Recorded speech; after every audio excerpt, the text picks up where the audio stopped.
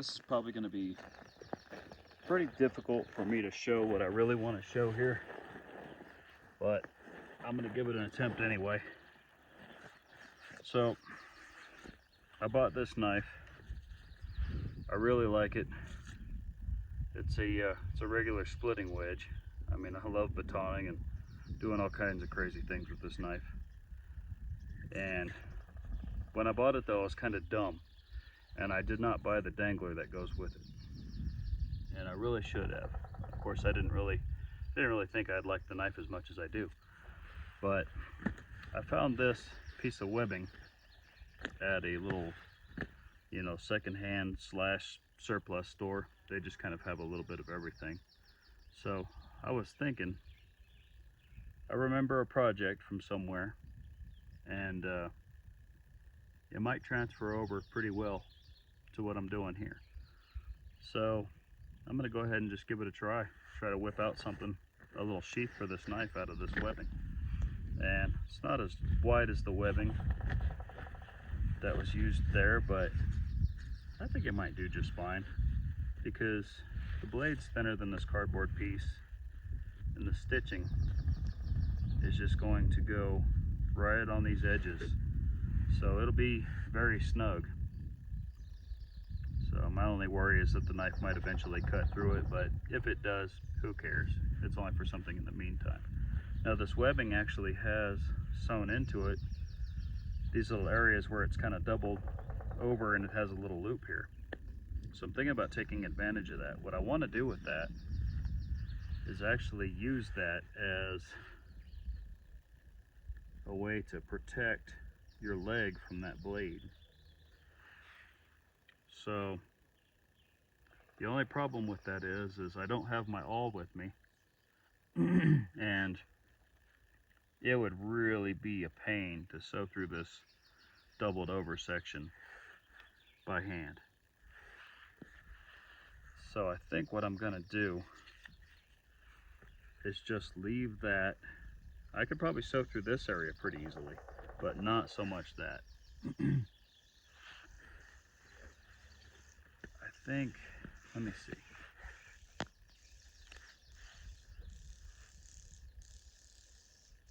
Yeah, there's a noisy little something flying around back there.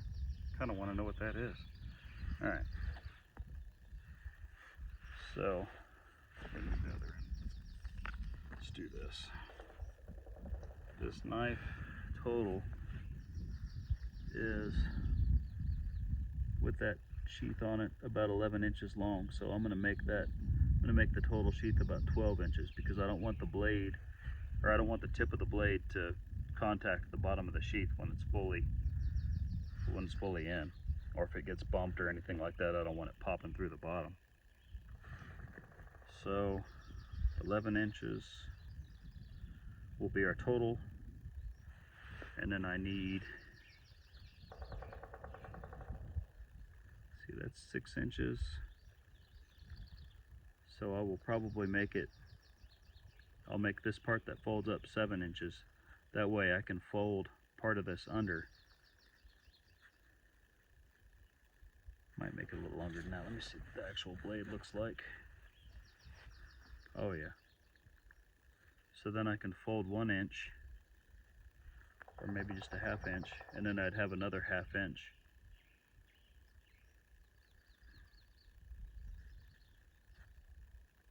Yeah, it'd be half to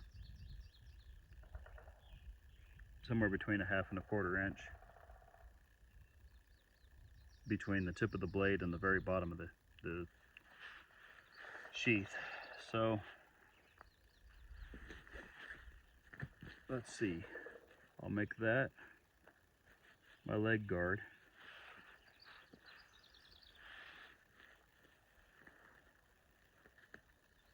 So 12 inches will come down from right there, and none of this has to be precise. This is just literally a one and done. Okay, so that, even with that, all right, so then we will come up here.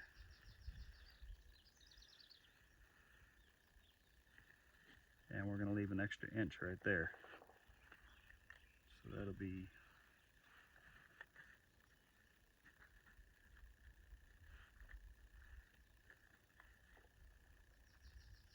so if we do 7, that would bring us right there. So we're going to have to do a little bit. Oh, that's way more than we need. Let's bring this down a little bit.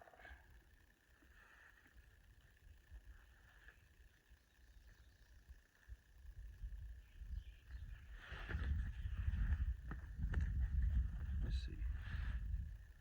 Or actually, yeah, that's 12 inches. So if I have that at the top,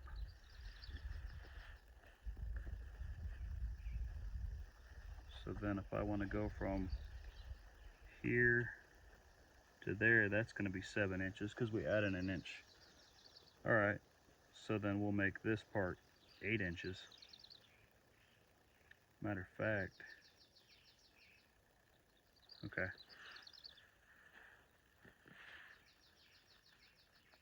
That'll work just fine. So we'll come back up here.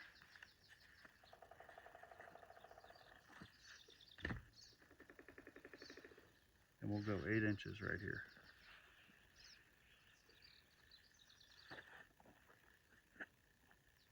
Which is right there. So now, that gives me enough to fold over and completely covers the knife.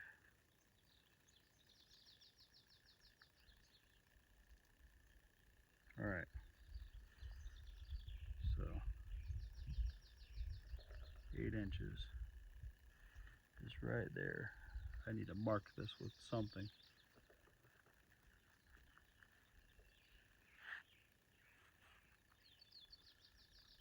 Let's see.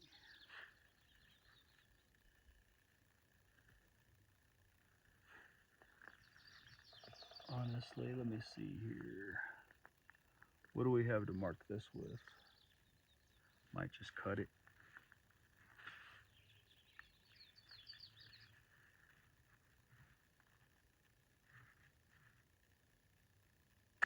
There's a good mark. Okay. Cool.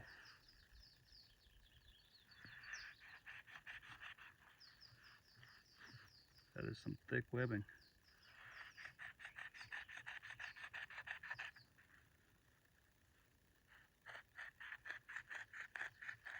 I've got my finger out of the way and I'm just cutting straight down through there. So now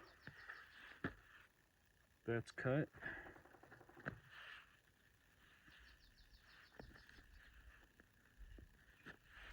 We should be able to fold this up underneath and we'll tack that down.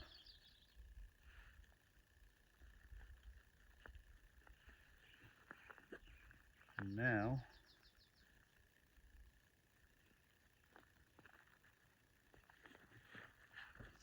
that should be able to slide in there.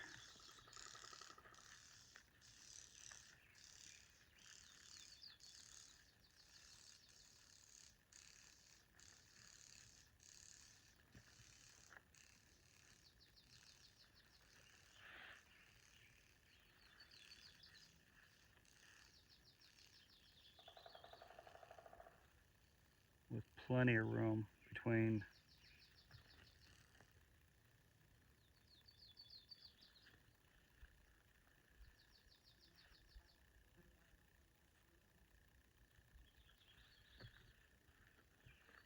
the blade tip. I think I moved that a little bit on accident when I cut it. That's okay. There we go. We have at least an inch. I can cut some of that off.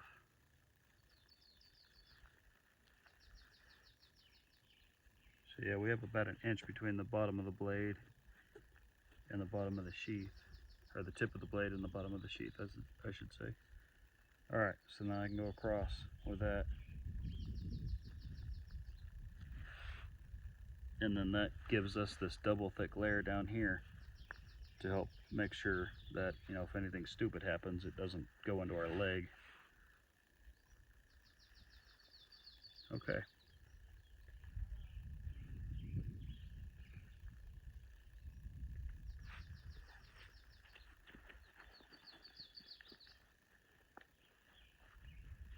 Let me get this sewing section out and I'll get right back to you.